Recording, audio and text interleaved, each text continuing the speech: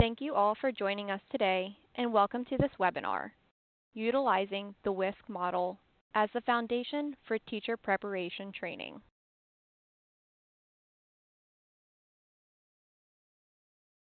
My name is Jordan Buckley, Manager of School Health Programs at SOPHE, the Society for Public Health Education.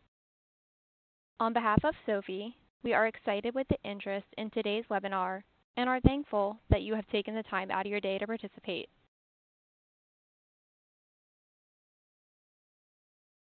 Before I hand it over to our speakers today, I'd like to cover some housekeeping items. First, please know that all attendees are muted for the duration of today's webinar. To interact with the speakers, please use the chat box.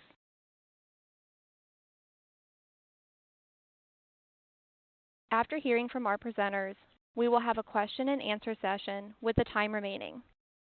Questions can be submitted at any time during the webinar by typing in the chat box.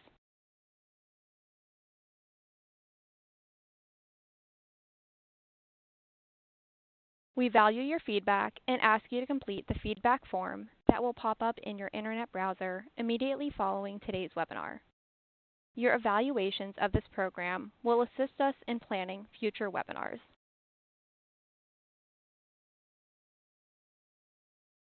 Please know that today's webinar is being recorded and will be made available on demand on SOPHE's School Health playlist within 2 weeks. Thank you again for registering for today's webinar, and you can expect to receive a follow-up email with information to access the School Health playlist if you haven't checked that out yet.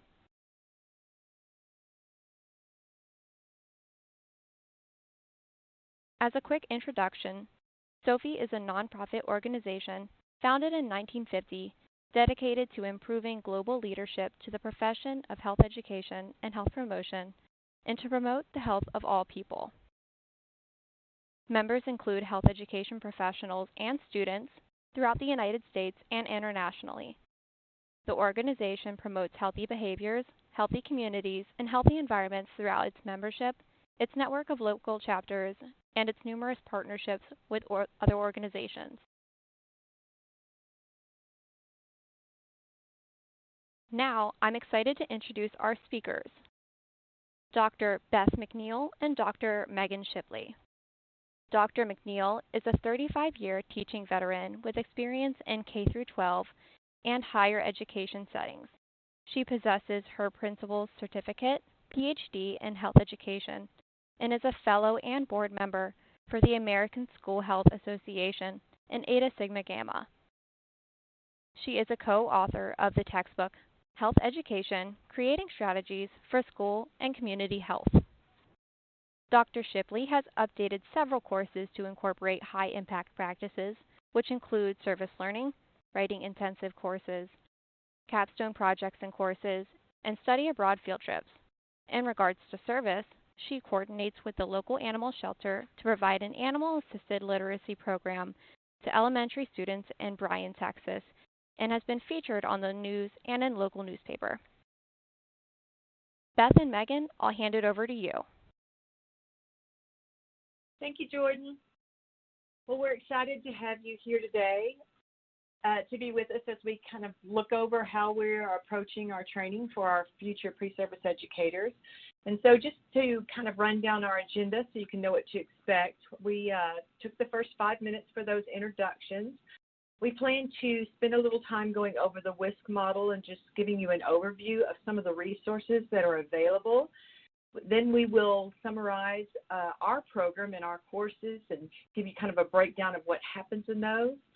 Dr. Shipley will expand our discussion talking about high-impact practices and how we utilize those in combination with the WSCC model components. And then we'll offer some recommendations and strategies for how to incorporate these types of practices in your own programs, followed by questions and answers and wrap up. So today what we're hoping that you walk away from is having a rich discussion about the resources and the tools that are available to support the training with the WSCC model in teacher preparation. We also feel like you'll be able to analyze strategies for aligning your high-impact practices with the WSCC model in teacher preparation.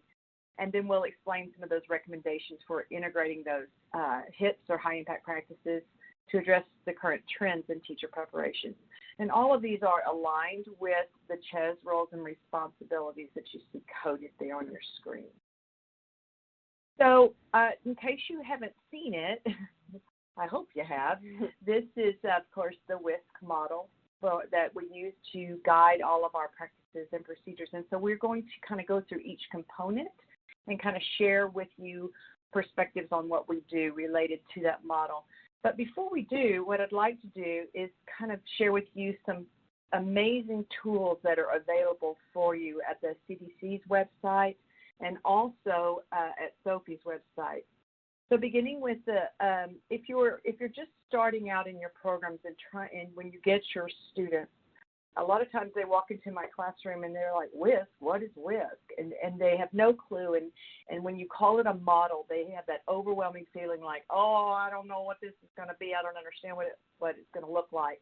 And so I found this diagram that you see here on the screen very, very helpful at showing my students that the WSCC model is not overly complicated, and it's also, this is a really cool tool to use with your administrators and your community partners to help them understand what the WSCC model is. I'm going to shift for a minute, and I'm going to pull up the screen actually so you can kind of see what is going on. So this is the virtual school site where you can actually click on each of these doors, and these doors will open up and kind of show you what WSCC in action might look like. So you can click on here, here's the menu of the day, but the menu board and providing that menu board, if you'll click here, it will give you a breakdown of what's going on with this menu board and why it's appropriate and how it supports that WSCC approach.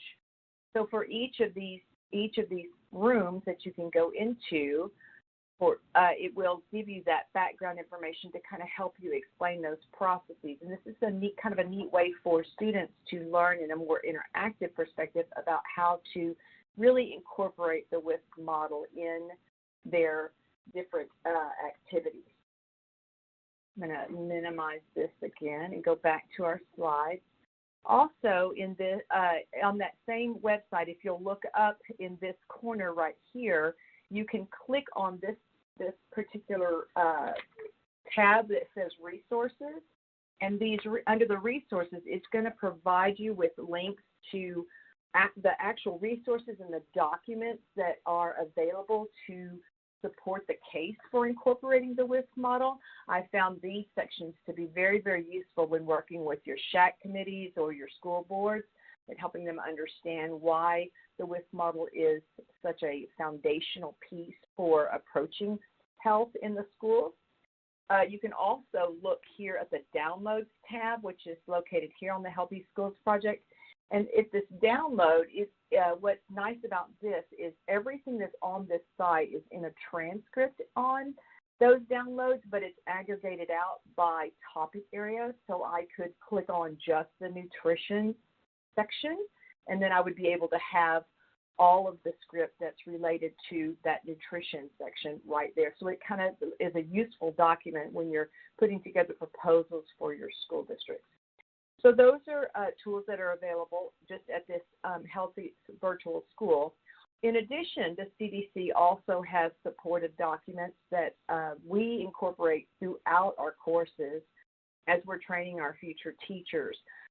Every single lesson plan activity our students do is guided by those National Health Education Standards. We actually require our students to code the standards on every activity or lesson plan that they submit. In one of the early courses, their first introductory courses related to pedagogy, we spend a lot of time going over the characteristics of health education curriculum and what makes health education curriculum effective, and actually use the materials that Sue Teljohn used to train on how to understand the tools of an effective health education curriculum. In later courses, like their last course, when my students are heavy into curriculum writing and curriculum development, They do a lot of work as guided by the HECAT here, this curriculum analysis tool, and actually use that to evaluate what schools are currently doing. It teaches them how to identify those gaps in the curriculum and also how to generate curriculum with that focus on healthy behavioral outcomes, not just teaching knowledge for the sake of knowledge, but teaching for behavioral outcomes. And also, we work in that senior course with my students to actually conduct a SHE at the local schools and write up a report about their health policies and procedures, using that SHE document as a guideline to assess their health policies and procedures. And all these tools are readily available, free for use, and they really help students understand the powerful impact that health can have on students' learning and academic performance. As if that wasn't enough, there's a whole nother section of materials available at the SOPHE website in their Healthy Schools section. They offer fact sheets that will give you up-to-date information about what's going on. They support training. They help you understand, give understanding and application to what's going on with schools and why the health piece is so important. These fact sheets are fabulous, little short, one page front and back summaries that are very, very useful for putting in packets for board members or for your SHAC committees, and they really help tell the story of why health is important. We also, at this particular website, and I've provided the links for you here, there's the school health playlist that gives videos and updates about what's going on in the field, particularly connected to WISC and how we're seeing WISC be implemented. So a lot of good resources there on how you can incorporate WISC. And of course, the SOPHE Journal, always keeping us up to date on current practices and research going on in the field. All of these are very useful in helping us keep current with what is going on, staying up to date so that we can help our students stay up to date. And now Megan's going to share with you a little bit about what's going on at Texas A&M University. Yeah, so as Beth mentioned, we both work at Texas A&M University, and we are housed in the Department of Health and Kinesiology. It's a little unique in the sense that we are under the College of Education and Human Development, so we work with a lot of educators who are in STEM and in different fields within our college. So in our division, we serve allied, community, and school health education majors. So Beth and I both do a lot of teaching with both community health and school health. And as you'll see on the diagram in front of you, our school health option, most of the time our pedagogy classes are stacked with physical education majors, but they are indeed separate. So physical education is housed in the kinesiology division, where we are housed in health education. Both of our majors are certified to teach from early childhood through 12th grade. So what you'll see when we talk a lot about our examples is that we do a lot of work at the elementary school, in addition to middle school and high school settings, but that's because our students need to be trained and fully prepared to walk into any subject or any grade level. And then our students also are encouraged to receive certification in a support field such as math, science, or social studies, and we really promote that in order to ensure that they are more marketable when they're out seeking employment. Another thing to take note of is that, and this is somewhat unusual with our program, is that our students don't certify in health and physical education. They typically will certify in health or physical education. It's not uncommon for them to add physical education later, but they do not get that as part of our program. We really emphasize that adding additional support fields outside of physical education with health so that they are more marketable. So in front of you, you'll see a diagram outlining some of our core pedagogy courses. I'd like to kind of take note that we did leave out adaptive physical education, and that's primarily because neither Beth and I teach it. but we do know and are aware of what's going on in that class.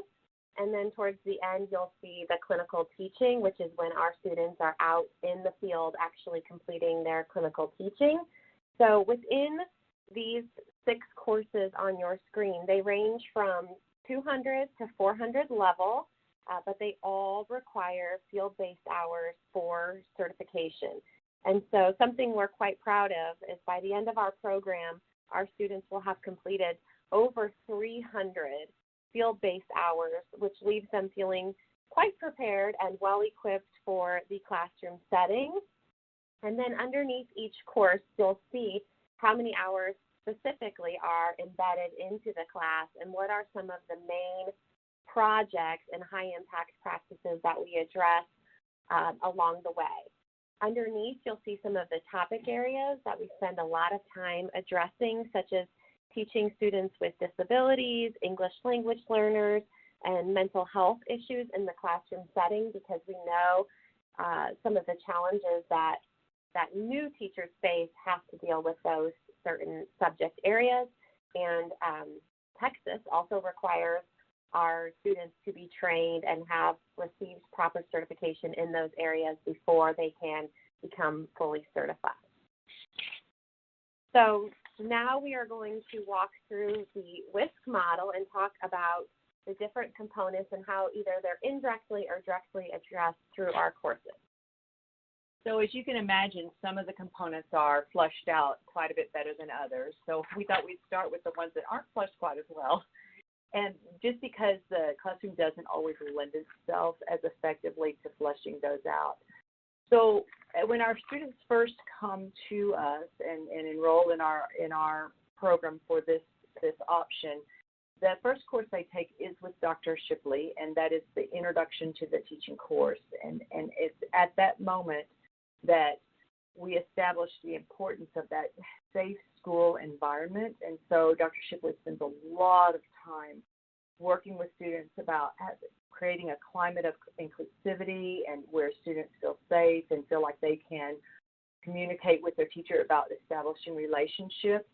So we feel like this topic begins in the first course and then it undulates throughout all of our courses. That's kind of the mantra throughout our whole teacher preparation program, the importance of the relationship and students feeling safe at school so that they can learn.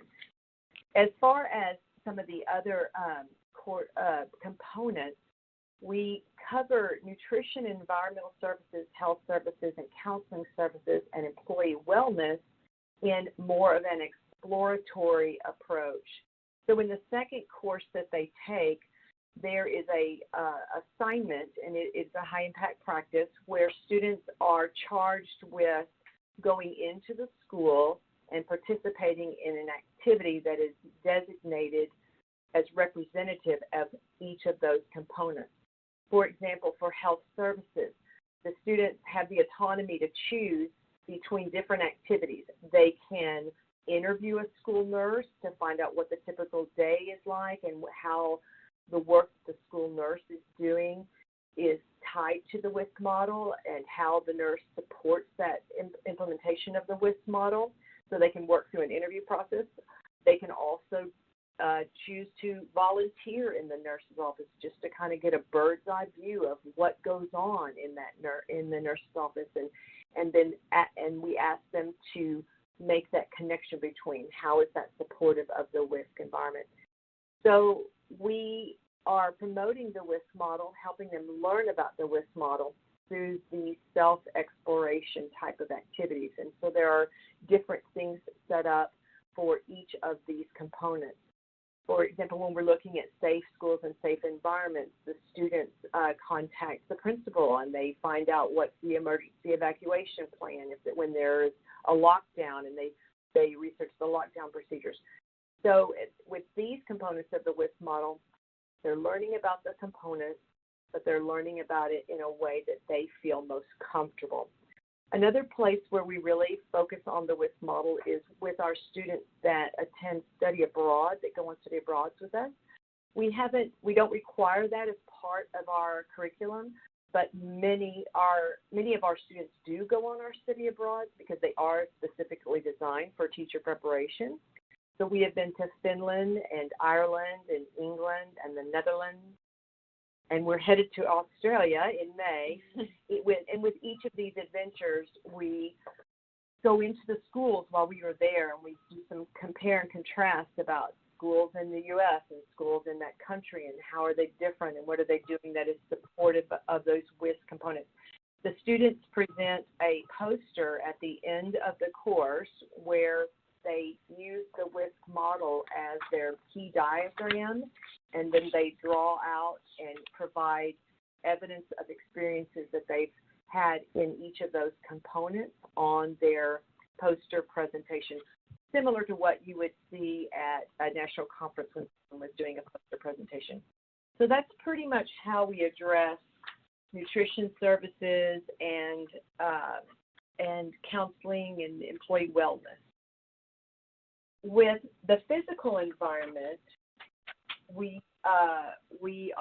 this is, as I mentioned before, really a heavy part of that introductory course where our students have those 30 hours of field-based observations. When Dr. Shipley sends them into the school, she has specific things that she is having those students look for in the classroom, and has them do a lot of reflections and analyzing about how the actions and the what goes on in the classroom can impact student learning. And so that they look for things like, what does the bullying atmosphere look like? How are you seeing ethics played out within that classroom? Is there inclusion for LGBTQ and other marginalized students? They do a nice significant unit on immigration and the impact of immigration, particularly down in Texas. This is something that is significant in our area, and so that immigration piece is explored in great detail and about the importance of all students being included. And then, of course, that focus on a positive room, social emotional learning, and building relationships with the teacher, which I mentioned earlier, undulates through the remainder of all of the courses that they take. As far as the health education K-12 curriculum and that component of the WIS model, I'd probably say this is where we do it best, because we do a lot of focus on the teaching piece in health education. So just a couple of the things that they do, and these are some of the major projects that are sprinkled among those courses that you saw earlier. In that second course that they take related to teaching, we have partnered with our university's physical education program for college students. They have a hybrid course where students come 2 days a week. One day they come for a classroom lecture on health content, and the other day they do their physical activities. So in this partnership, my students are allowed to come into those classrooms and deliver a lesson on any topic that the teacher is requesting. Usually it's cancer, STIs, tobacco, complementary alternative medicine, just whatever happens to be on their syllabus. So in my course, they prepare that lesson, and they actually practice teach it in my class first. We give them feedback on things that they can do to prepare, and then they go out and they teach it in the Kinesiology courses that are available through the university. The reason that we select this as one of the first teaches is because it's a longer lesson, which gives them time to really flush out their ideas. It's actually harder to do a shorter lesson, our students have found, getting it all in such a short period of time. And also, the target population is less challenging because college students have mercy on each other as a general rule, and they play nice. So when a college student comes in to teach a lesson and they say, hey, I'm doing this for a class, my students don't end up having to deal with a lot of classroom management issues that they're not ready to handle because college students typically play nice. In the next course, they will do the same pattern, but instead they will prepare a shorter lesson, like a 20 to 30-minute lesson for elementary students, where the emphasis is on teaching health content, but also incorporating reading strategies for students. And so, again, they practice in my classroom, and then they go out and they deliver in the elementary schools. So I send them to elementary next because it does up the level of challenge with classroom management, but they're not quite ready for that middle school or high school yet. So we're garnering their self-efficacy and their confidence by kind of slowly letting the rope out with a little bit more challenge with each adventure. I'm going to skip over the curriculum writing because it follows in the last course. Also in that elementary course, they do a health fair, but this is a teaching health fair where they design a lesson on safety. It might be how to work a fire extinguisher, what's safe to cook in a microwave, what's not. And they deliver a 10-minute lesson to students where they incorporate physical activity. This is one thing that Dr. Shipley and I are very, very big on, in that every lesson our students design, they have to have a kinesthetic approach within the lesson so that we can train our students to have the learners be engaged in that learning process and physically active during lessons. So during this health fair, they teach the lesson and they incorporate their physical activity and movement. They deliver it to the children that they're at their station, and then after 10 minutes, the children move to the next station, and you get a whole new group of children, and you teach them. And so what happens is my students end up teaching the entire third grade this same lesson over and over again. What's beautiful about this one is that rarely do our teacher certification candidates get the opportunity to repeat a lesson and to see how to make changes on the fly. Usually when they're doing lessons, it's a one-shot and it's a one and done, and they don't really get the experience of correcting while they're on the fly, and this teaching fair allows them that opportunity. With the last course that they teach, they do what's called a preclinical teaching, and so I've partnered with the school district, and they allow my students to come once a week to the same class period, same day. So every Tuesday at second period, a student might be assigned to a particular classroom, and they develop the lesson for that day, and they deliver the lesson for that day. We have university supervisors that will go out and do evaluations on these students when they're in the preclinical teaching. But this gives them the opportunity to teach more regularly. It also, they finally will get the experience of having the same students multiple times over a long period of time. Because we all know the first time you come into a classroom, students are really good for you, but about the third time, you're not new anymore. And so they get to experience that challenge of the kids that don't play quite as nice on the third or fourth visit. And so they work out a lot of the challenges that they would normally have to filter through during clinical teaching. They're able to work out strategies for their classroom management before they go out to do their clinical teaching. Also in this class, the students do curriculum writing using the characteristics of effective health education curriculum and the HECAT. So my students have actually been charged by one of our other school districts, College Station ISD, to write health education curriculum for them. So my students are generating lessons and lesson plans that those teachers are implementing in the middle schools based upon what they're creating in their capstone senior course. We keep them busy pretty much. Okay, so for the next component being physical education and physical activity, as Beth said, really in both options, the importance of physical activity is ingrained into our students. And so one thing that we require them to do is to incorporate movement into all of their lessons. So regardless if they are in health education or in physical education, we expect them to get students up, get students moving, and really promote physical activity in the classroom setting.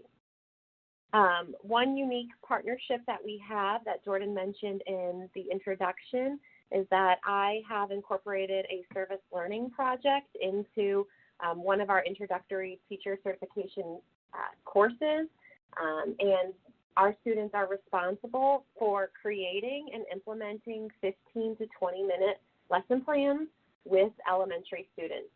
So I really try to show them the connection between physical activity and reading and how a lot of times our students really need that physical activity piece before they can concentrate on their reading.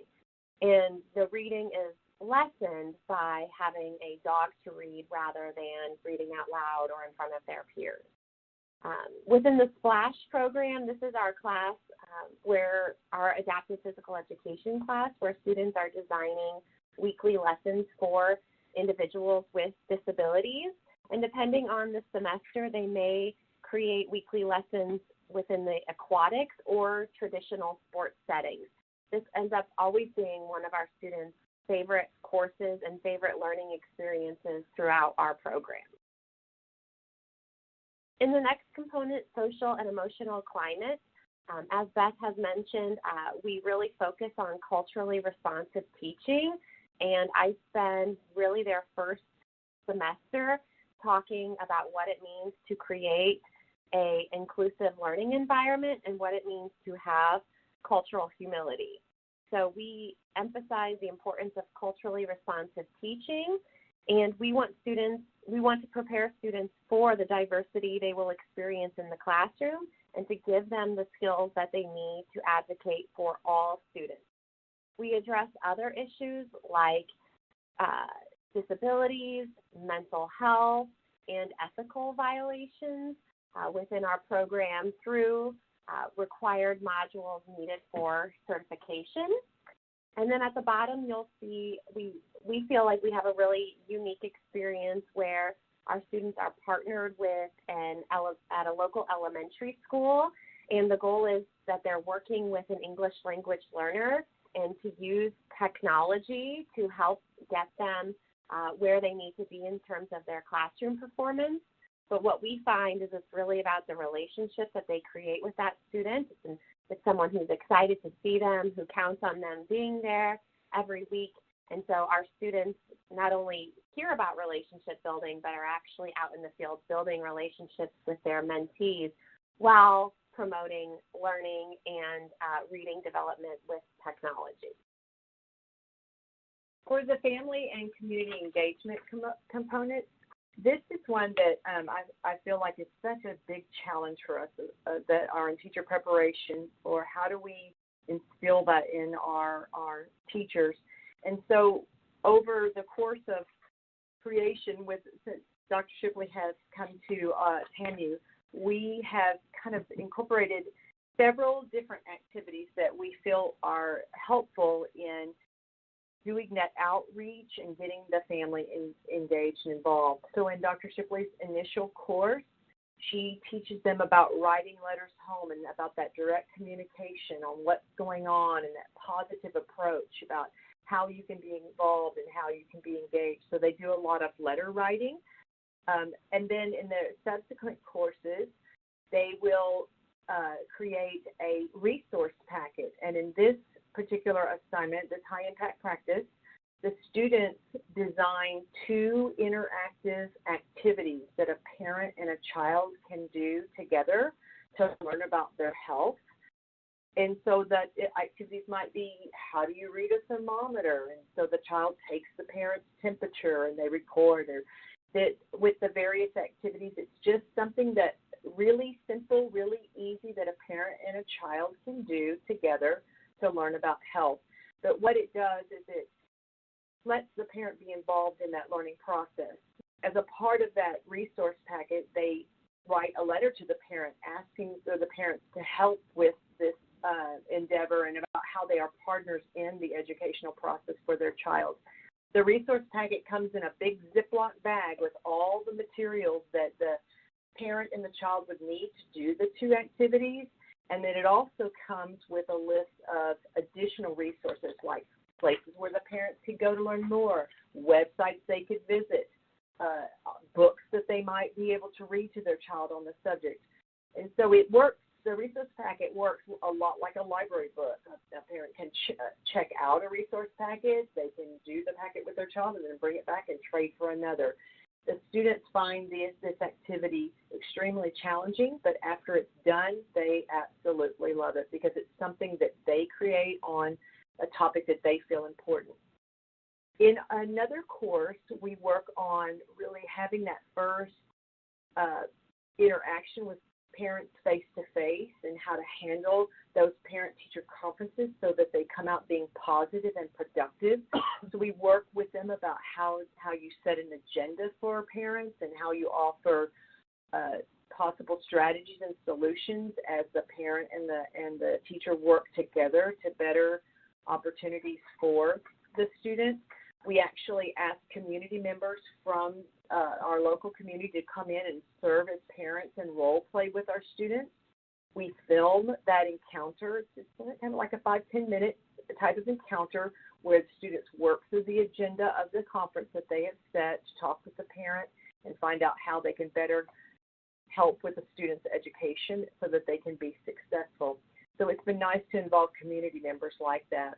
And then finally, we also, a big piece of one of our high impact practices is our electronic portfolios. So in their first introductory class, Dr. Shipley gets them started on an electronic portfolio. And then the 6 to 7 classes that follow, each semester they upload different artifacts of things that they have created as part of their teacher training to this portfolio. So that in the last course at the end, they will have what we call a portfolio defense, where we'll call them in and we'll talk about the portfolio and what it means to be a teacher and pretty much put them through an interview process of what it might be like when they interview for a job, so that when they get out and they hit the ground running, they've already been through that. Those are those really hard questions where there's no right answer. We kind of help them articulate on how to best answer the questions so they tell their story well. So this is kind of how we focus on the family and family engagement activity. And then for community involvement, I'd have to tell you, we are all over the place. Because our students spend a lot of time getting these hours that they will accumulate for their certification, we are always on the lookout for things that they can do.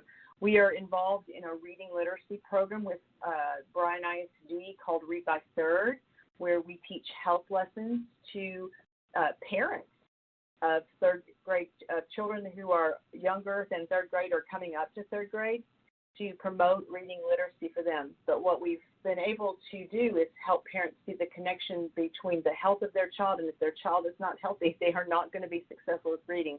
So that's been a really exciting opportunity for us. And those events usually happen one Saturday a month. So we take various students that are in the program and they actually do the presentations for the parents. FitFest, I'm going to let Dr. Shipley talk about FitFest. So this is a partnership that we have with the local school districts as well. And so we go in, typically these are on weeknights or on weekends, and it's really inviting the family in and the community in to promote physical activity and the importance of physical education in the school setting. This is actually hosted by one of our program's former students, and so it allows us to teach many lessons. A lot of times we do nutrition, physical activity, and mental health, and then it also allows us to partner with various physical activity promoters in the community. And so by doing this type of activity, it's really expanded our network. And so, when we need something, we're likely to have a connection, and vice versa. When someone else needs something that's physical, fitness, or health related, they often contact us as well. So as I mentioned earlier, we worked on letters and advocacy. As the students matriculate through the program, they will advance to advocacy through their advocacy efforts to where they are creating videos at the end. So that advocacy is an undulating skill set that we try to build with our students in the courses as well. And in their senior methodology course, they have some required criteria where they need to attend local SHAC committee meetings and go to a school board meeting so that they can see the policy side of what is going on in the schools. As I mentioned before, they're currently writing curriculum for the school district using the HECAC. And then in their senior methods course, they actually conduct one of the SHE modules so that they can give feedback to the schools. And a really cool outcome of that was we had a student who conducted the SHE on the policies and procedures related to safety, and then one on mental health. And as a consequence, the school district added a anonymous tip hotline so that students could call in with concerns anonymously that could be addressed by the school district personnel. So that was a neat outcome that resulted from them getting this information from our students using the SHE document. So the last bit of our presentation really focuses on different recommendations and strategies for other programs. This has definitely been a learning experience, and Beth and I have had many successes and failures. So recommendations for teacher preparation programs in general, I think it's really important to understand why teachers don't last long in the field. And so we know that there's a 3 to 5 year burnout period. And so something we spend a lot of time on understanding is why are teachers leaving the classroom? And we try to really address these barriers head on. So when our students feel more prepared when it becomes reality. So by addressing things like mental health or teaching and reaching students with disabilities, that they feel more well prepared and aren't so overwhelmed when they're actually out in the field without us. In terms of reviewing state and local requirements and mandates, as someone who was trained in another state, I've really had to understand and research what the requirements are in Texas, and I need to know these well enough so that I can communicate them with our students. So this means attending meetings, going to different workshops, staying up to date with all of the certification changes, so that sometimes it's helpful to tell students, just about the changes or about the why they're doing something, and a lot of times it goes beyond just because Dr. McNeill and I said so, and it's actually all the way up into the state. And then in terms of advocacy, we are a small program, and that kind of varies semester to semester, but sometimes it does feel like we are on the chopping block, so we have to be our biggest advocates, and we really spend a lot of time informing students about their options and what it means to be a teacher and what it means to coach and really promote both health and physical education programs throughout our department. And then, like I mentioned before, just really informing students of what it means to be an educator and what it means to be a coach. And these are their professional roles and expectations, and we do take it very seriously. We spend a lot of time going over the code of ethics and what are the standards of professionalism so that they are well informed that we take the profession itself very seriously. In terms of strategies for teaching the WSCC model, what we found is that it's helpful to introduce the model early in your program and re-expose students quite frequently. The first time they see it in my class, I can tell that they are overwhelmed and they aren't as effective as advocating for the WSCC model as they are later in the program. So rather than this being like a one and done, talk about it and move on, we have really integrated it throughout the entire program. And then identifying the needs of our program and what the schools and community need. So as Beth noted, we address a lot of the components indirectly, and that's probably because we are asked to fulfill certain needs in our local school districts and communities. So when they need something health-related or when they need something related to physical education and activity, that's typically what we're called in to do, as opposed to like health services or nutrition and environmental services, just because that's not our area of expertise. And so we've developed really positive relationships with both school districts and different community vendors to address their needs, and it's really become a beneficial collaboration to not only us, but to the local school districts as well. And then the best way to teach WSCC, we feel like, is to provide learning opportunities in action. And so it's one thing for us to talk about it in the university setting or in the classroom setting, and it's another experience for the students to see what the WSCC model looks like in action, and either what health education, what's either happening in our schools or what's not happening in our schools. And I think for Beth and I, we would agree that that's kind of one of the benefits that we hear students walk away with is there really is a lack of health education, and, why don't schools get it, and why aren't we valued? And so you can see the passion that inspires them to advocate for the profession as well.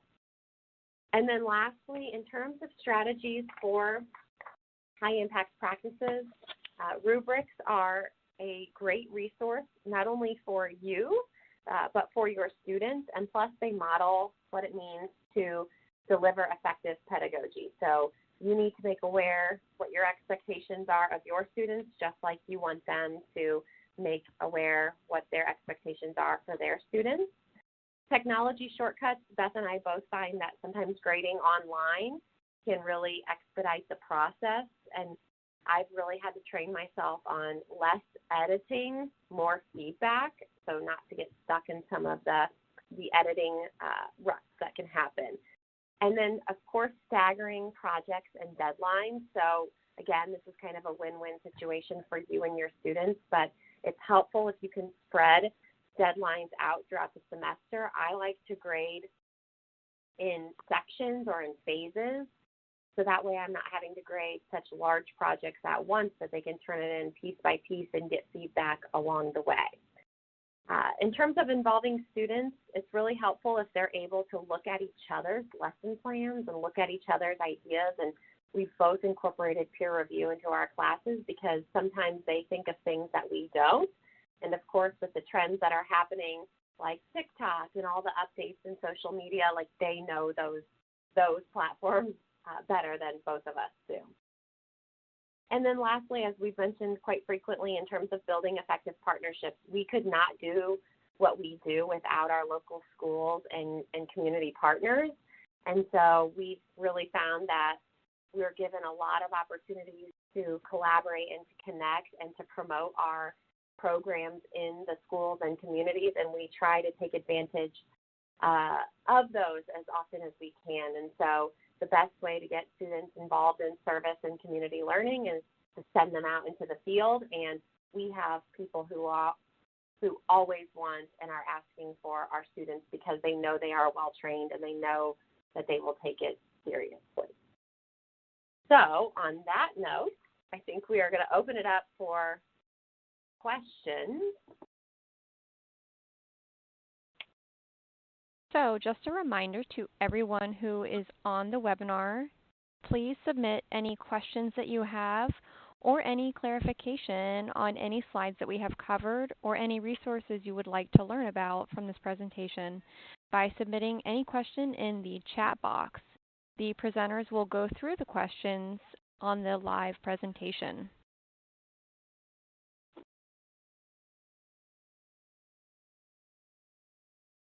It looks like we have a number of questions, maybe over 10. So we did not see them until we just started scrolling, so we apologize. Yeah, our eyes are really big. So the question I'm seeing here is how many teacher preparation programs train or educate on the WSC model? I'm going to tell you, I don't know that answer. I would hope all of them, but I would suspect that it's not happening as frequently as it needs to.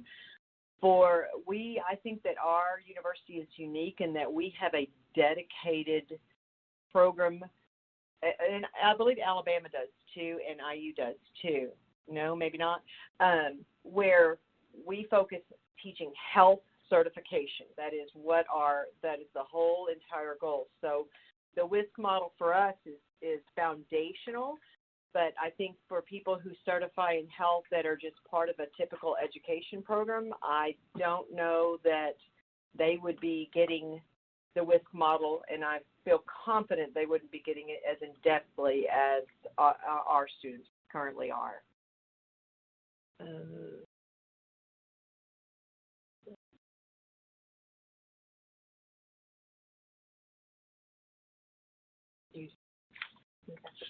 Okay. I'm sorry. I'm going to read the question that way we'll all know where we are. I may have missed it, but is this program, students asking questions of leaders and about policy, for high school students as well as college students? The SHE tool that is available, the School Health Index at the CDC, can be administered by anyone as long as you kind of read through and know what the training is like. So I believe that a high school student could conduct that SHE, but they would need some guidance. In our program, the college students serve as the coordinator of the SHE investigation, and then they do the questioning and gathering of the data and then write the report. I hope that answers what you were looking for. If not, type again. Yeah. Many students preparing to work at higher ed level. My dissertation involves using components of colleges or universities. What are your thoughts? So I would think that the WSC model is applicable within the college or university setting as well, and to really understand how all the components, especially in higher ed, work together or influence one another, I would say. So I personally would recommend using the WSC model with college students and as they prepare to work in higher ed. I think, the nice thing about the model is because it is so interconnected, and every piece of the model touches a child and how a child is going to succeed academically or not, and just from a personal point of view. So I think the model could be very strong for you foundationally to use. I would highly recommend it. Our next question, do other teacher education programs outside of health education and physical education encourage physical movement? Do you also provide a similar support? We focus on physical movement in every activity, lesson, anything our students design. So that's a big part of what we train our students to do. What I am seeing, my future daughter-in-law is a teacher cert from the College of Education, and what I am seeing just from her training is that it's not as focused on in the other educational settings. However, they are beginning to do more and more of that incorporation. Now that she is out as a professional, she does a lot of project-based learning, and where they do more movement and project-type approaches. So I think that is the direction of education training. It's just some are a little slower to get on board. Mm-hmm. We've figured out that's really the secret. But to keeping students involved and engaged, and really when you incorporate that physical activity and that physical movement, you get application. You get to see if students are really mastering the concepts that you're teaching them through these interactive types of activities. So that's actually why we stress them so much. I will say, Beth and I both serve on committees throughout the college, and we definitely have to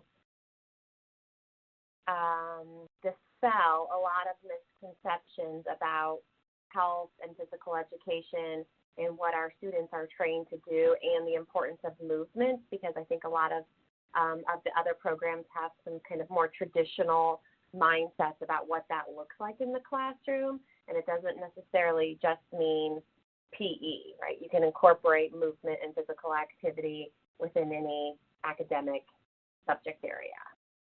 So the next one I think is just a comment. It says, I do like that given today there is so much focus on social emotional learning, that the other components tenants are fully incorporated in the pre-service training. Thank you. We like that too. Let's see. Can a sample of the resource packet for parent engagement be shared? You bet. I will talk with Jordan on how we can go about doing that. I'll actually send you the rubric and the instructions, and I hope that you will incorporate it. My students have absolutely found it to be a great activity. Make sure you mention nothing that can spoil should be provided in the resource packet. Lessons learned. One time I had a student put a hard-boiled egg, and it sat over Thanksgiving break, and it was quite ripe when it was time to grade. So you'll want to be cautious about biodegradable things in the resource packet. Parent engagement is one of the areas that most schools really want to improve on. I would agree with that. It's just hard. Parents are working, and it's hard to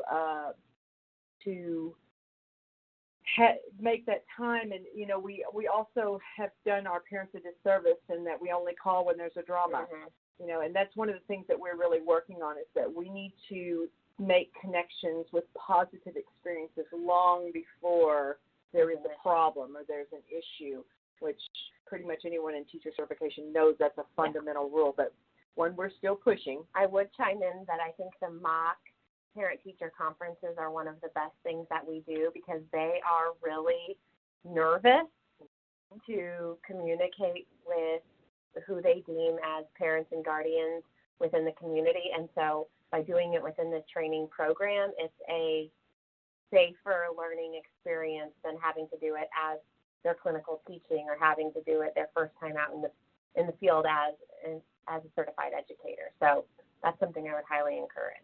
Yeah, and with the parent-teacher conference, it's a time where they have to deal with something that's not so pleasant, which we don't always give them that opportunity. And so that being able to address a problem head on, but coming to a consensus with a parent with options and action plans empowers them to be able to talk to parents. So there was a question about, do you have any statistics on what percentage of graduates go on to teach health versus different secondary subjects? Unfortunately, we do not. I will tell you that for most of our health students, their support field will be science. And so our students do get snatched up quite frequently because they teach science or have the certification to teach science. And we know that those health jobs are really hard to get because once you get one, nobody ever wants to leave. You pretty much want to die in that position. And so I don't have those statistics for you. I wish we did. And then in terms of, there was a question about allowing us to teach sexual health content. I would say, being that we are in Texas, the answer to that is typically no. In the schools, they don't, but we do allow them to teach sexual health content when they're in that college environment. That tends to be a safer place for it. I will tell you that my students are currently writing curriculum for the school district on sexual health, but I'm keeping a close look. So they send those lessons to me, and I'm like, nope, can't do that. Nope, can't do that. Nope, do this instead. So we're doing a lot of screening because we are in an extremely conservative area, and I will say this to you, the school district did approach, about 3 years ago, I sat on the SHAC committee with the intent of going in and fixing their sexual health, but it took me 4 different topic areas that we had to go through first: mental health and safety, where we gave them curriculum for those other topic areas to establish that relationship that we're safe and we're not just pushing condoms. And so we are currently writing sexual health content for the middle school. But I don't, our students are not doing those presentations. The comment is, terrific program, so many high impact practices. Thank you for sharing. Would you describe the number of students you have in your classes and how many are certified in health ed per academic year? So this is an interesting question. It comes like swells, like a hurricane, and then we have a dry period. So currently, it depends upon our recruitment efforts and when we're able to go out and recruit. I currently have 6 clinical teachers going out in the field. 12 are out there doing their clinical teaching. I've had up to classes of 25 going out at one time. So in a given year, we will probably graduate about 30 students in health education school health education per academic year. We definitely have the smallest program, and then because our programs are stacked, so we are health and physical education, it ebbs and flows. Right now in my introductory course, I have nearly 40 who are just beginning the program, and so I place them all in schools, and it feels like a lot to have 40. It does. So I'm looking at the time, and I'm getting a little nod that we're out of time. I know there's a couple of questions that we didn't get to, and I apologize for that, but we want to be respectful of the webinar time. Thank you so much for attending, and if we can be a resource for you, Dr. Shipley and I would love to kind of communicate on the side. Feel free to look us up at Texas A&M University, and we can chat and do whatever we can to help grow your programs as well. Jordan, we'll hand it back to you. Wonderful. Thank you so much. And we'll plan to send a follow-up email and be able to connect you to the participants today. So as a follow-up, plan to register for the upcoming 71st Annual Conference held March 17th through 20th, 2020 in Atlanta, Georgia. We encourage you to visit the SOPHE website for additional information. A school health track will also be held at the SOPHE Annual Conference. School health professionals can plan to join us on Friday. This is a one-day rate, and all prices are bundled into this $100 price. Additional information can also be found on the events page.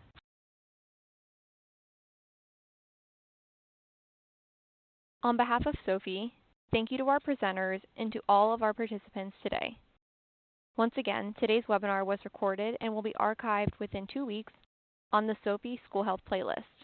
If you have any questions, please email info@sophe.org.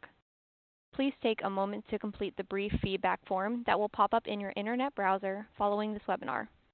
Thank you. This ends our session today.